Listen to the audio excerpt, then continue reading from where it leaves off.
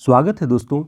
BPSC की परीक्षा में जो पुनः लगे हुए हैं, साथ ही यूकेएलटी जो परीक्षा है उत्तराखंड की, डीटीपीएसबी की और चंडीगढ़ टीजीटी की, इन सभी परीक्षाओं की दृष्टि से जो प्रमुख कथाकारों के नाम आते हैं उनमें भीष्म साहनी का नाम बहुत प्रमुख है और ये पाठ्यक्रमों में लगाए गए हैं। साथ ही यूजीसी नेट में असिस्टेंट प्रोफेसर की परीक्षाओं में भी भीष्म साहनी जी से प्रश्न बनते ही बनते हैं। तो आज का हमारा ये जो वीडियो है ये पूरी तरह से भीष्म साहनी की रचनाओं पर केंद्रित है, तो ध्यान से देखिएगा ताकि इनकी सारी रचनाओं के नाम आपको ध्यान हो जाए, याद हो जाए। शुरुआत करते हैं। भीष्म साहनी जी का जो जीवन काल रहा है वह सन 1915 से 2003 ईस्वी तक रहा है। ध्यान रखिएगा, इनका जन्म 1915 ईस्वी में हुआ है और रामविलास शर्मा जी का 1912 में हुआ है, वो भी ध्यान रखिए। अज्ञेय जी का 1911 में है। तो इस तरह से एक रचनाकार के इर्द गिर्द उनके जीवन काल को भी आप ध्यान रखा करिए। भीष्म साहनी जी मूलतः कथाकार हैं। ये कथाकार हैं मूलतः, लेकिन इन्होंने नाटक भी लिखे हुए हैं। तो इनके कुल 7 उपन्यास प्रकाशित हैं। आपको ध्यान रखना है कि भीष्म साहनी जी के कितने उपन्यास प्रकाशित हैं? 7 उपन्यास। अब उनको हम देखते हैं कि झरोखे नाम से पहला उपन्यास प्रकाशित है 1967 में, कड़ियाँ 1970 में, तमस 1973 में, बहुत प्रसिद्ध उपन्यास है भीष्म साहनी जी का तमस 1973 में, बसंती 1980 में, मैयादास की माड़ी 1988 में, कुंतो 1993 में, नीलू नीलमा नीलोफर सन 2000 में। तो ये इनके प्रमुख उपन्यास हैं जो कि आपको याद रखने हैं भीष्म साहनी जी के।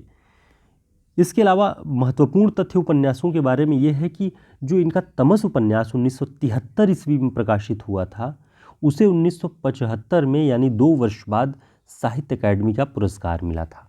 तो भीष्म साहनी जी के किस उपन्यास को साहित्य अकादमी का पुरस्कार मिला था? तमस को। और प्रकाशित कब हुआ था ये? 1973 में। तो ऐसे आप इन चीज़ों को याद रखिएगा। दोस्तों, वीडियो को लाइक कर दीजिएगा और चैनल को सब्सक्राइब जरूर कर दीजिएगा। हमारे टेलीग्राम चैनल से जुड़ जाइए, व्हाट्सएप ग्रुप का भी लिंक है, ताकि सूचनाएं आपको सही समय पर मिलती रहें।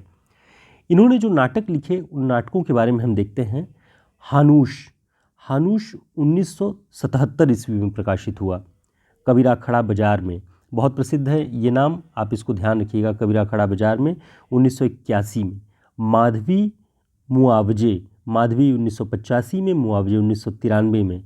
रंग दे बसंती चोला 1998 में। देखिए ये गाना भी है, लेकिन एक हिंदी का बहुत प्रसिद्ध गाना है, लेकिन उसी नाम पर इनका भीष्म साहनी जी का नाटक है, रंग दे बसंती चोला 1998 में।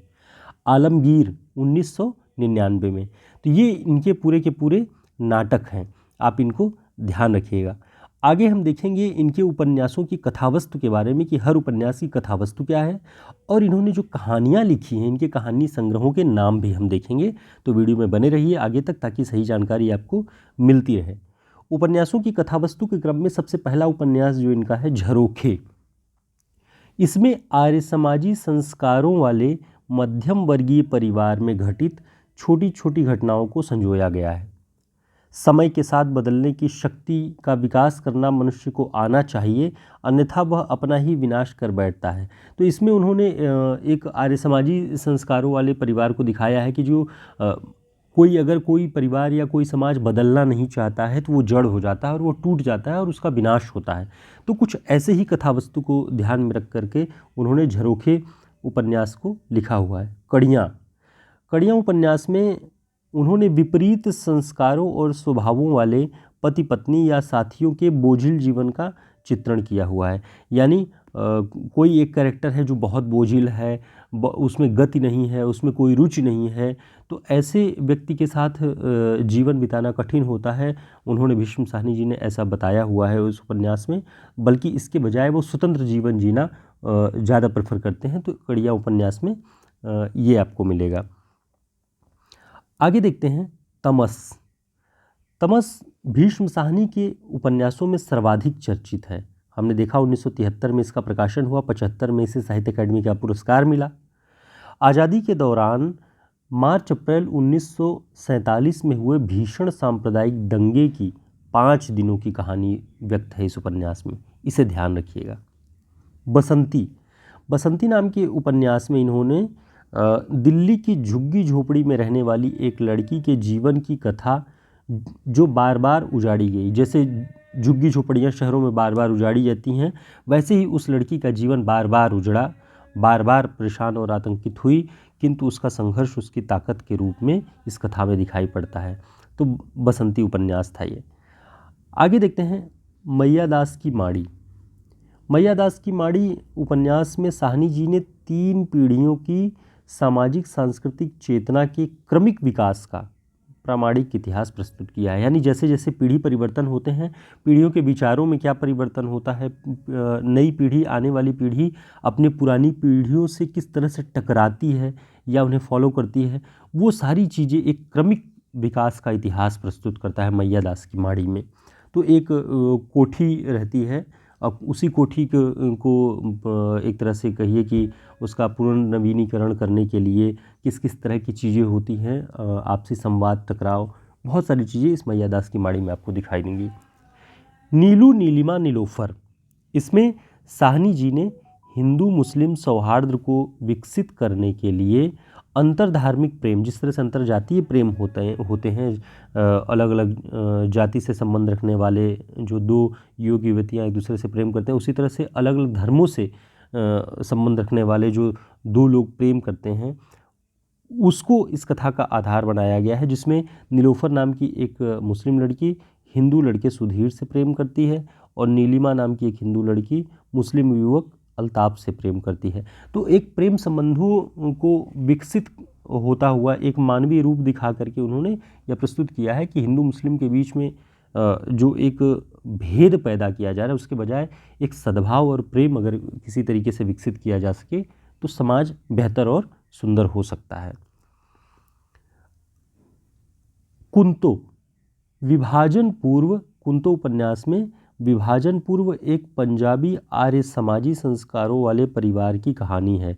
ऊपर भी एक उपन्यास हमने देखा जिसमें आर्य समाजी संस्कारों वाले परिवार की कहानी है, जिसमें वो परिवार बदलना नहीं चाहता अपने संस्कारों से और वो टूटने के कगार पे आ जाता है। वैसे ही विभाजन के पूर्व एक पंजाबी आर्य समाजी संस्कारों वाले परिवार की कहानी है। कहा जाता है कि साहनी जी ने इस उपन्यास में अपने परिवार की कहानी कही है।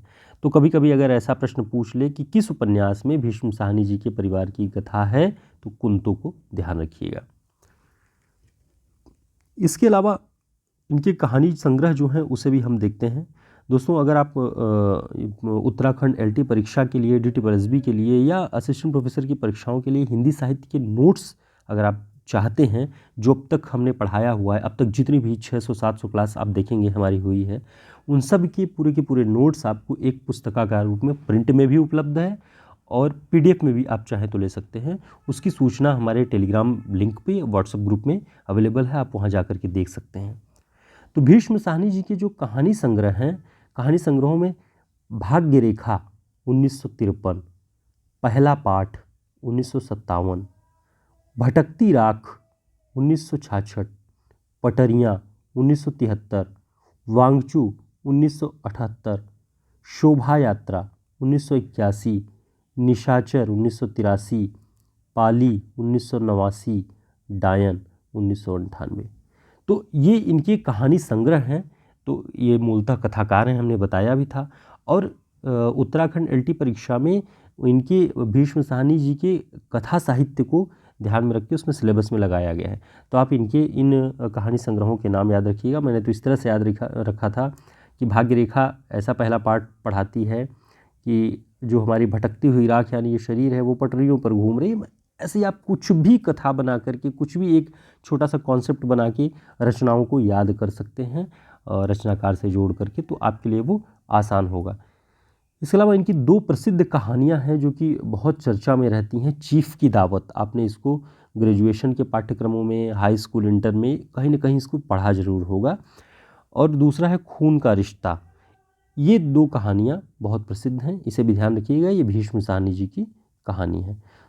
उम्मीद है आपके लिए ये वीडियो उपयोगी होगा और परीक्षाओं की दृष्टि से आपके जो पाठ्यक्रम जो है, जिस भी परीक्षा की आप तैयारी कर रहे हैं, उसमें भीष्म साहनी जी के कथा साहित्य का महत्वपूर्ण एक योग रहेगा। आप इन्हें तैयार रखिएगा ताकि परीक्षाओं में इनसे जुड़े हुए जब भी प्रश्न आएँ तो आप आसानी से उसका जवाब दे सकें, उत्तर दे सकें, कोई शंका न हो आपके मन में।